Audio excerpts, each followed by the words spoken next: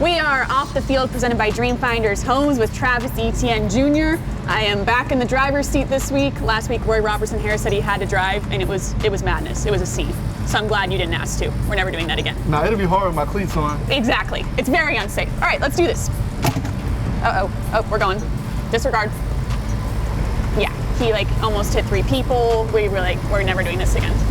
All right, so you're coming off your best game of your NFL career so far, and I feel like you're kind of just getting going. Do you feel the same way?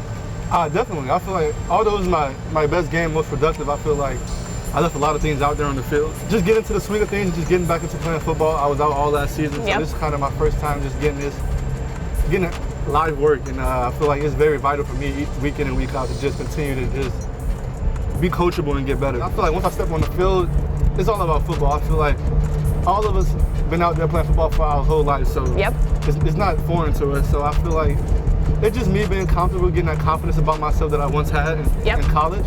Because once you get to the NFL, it's kind of like you're back at the bottom. So it's kind of just getting everybody's respect and just making the routine play each time. Speaking of confidence, your brother, Trevor, seems to be very confident at the University of Florida. I watched him in action, and you are the funniest with the live tweeting during the game. How do you watch his games? Do you have to be alone? Because at times it's angry tweeting. You're bought in. Nah, I am brought in, but no, I usually watch it with my family. And I went to his first game, Utah.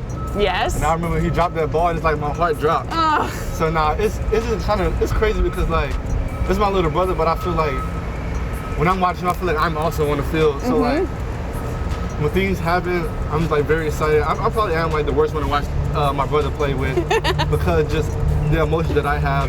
And I'm sure you watching is totally different than a normal person watching on their couch, just a fan, because I'm sure you're seeing missed opportunities and all those things. It's like a coach watching, I'm sure. Yeah, it definitely is, but for the most part, I try to be a spectator, but it just doesn't happen that way.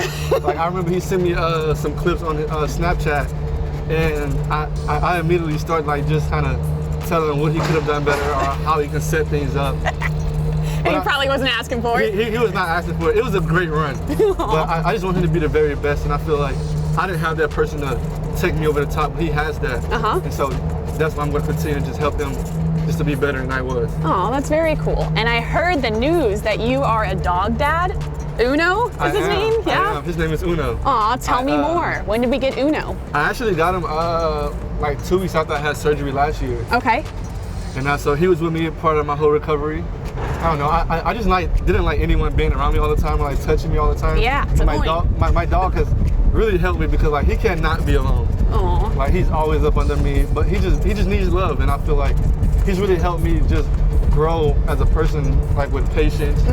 Just things like that. I had to train him. Oh yeah, that's a whole new ballgame. Training a puppy. It's a whole new ballgame. So when I got the dog, I didn't expect it to be as rewarding as hard as it was. But I feel like it has been rewarding and it has been hard, but I feel like it taught me a lot of things that I can just apply in everyday life. For one part of the time, I felt like I was just a custodian because I was always just picking up poop and piss. So I kind of felt like I was a custodian at one point. But after we got over that hump, it has been a much better ride. And then I heard you have a clothing line. You're a man of many talents. Well, see, I'm trying to start up a clothing line. Well, I have ETN gear up and rolling. Okay. But I'm trying to start an actual clothing brand that's gonna last after football. Okay. I feel like I've always been into fashion just growing up. You do have great outfits, I have to say. Thank you. I feel like I've always been into fashion, streetwear. Okay. I feel like it's a form. It's a way to express yourself to people without saying anything. Yep. And I feel like everyone should present themselves as they want to be seen, so I feel like I want to get into that. Last year, just coming in my rookie season and getting hurt, kind of put things in perspective to where I do have to have things put in place so whenever it happens, it's a smooth transition. I love that. Well, I'm going to buy something from your clothing line, and these guys are going to buy something from your clothing line, so we're your first customers. You already got 3. Thank Love you. it. I need that. Thank you so much for joining us on Off the Field. Thank you for having me.